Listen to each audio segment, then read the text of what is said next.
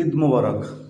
আমার সকল স্নেহের ছাত্রছাত্রী, আমার প্রিয় সহকর্মীবৃন্দ, পশ্চিমবঙ্গের বিভিন্ন প্রান্তে থাকা আমার অসংখ্য বন্ধুবান্ধব, বিভিন্ন সময় পড়া, বিশেষ করে রবীন্দ্রজিতে পড়া আর কি, এবং আমার ফেসবুক যারা ফলোয়ার আছে পশ্চিমবঙ্গ বা বাংলাদেশে, তাদের সকলকে জানাই পবিত্র ঈদ উল ফিতরের আন্তরিক শুভেচ্ছা, ভালোবাসা।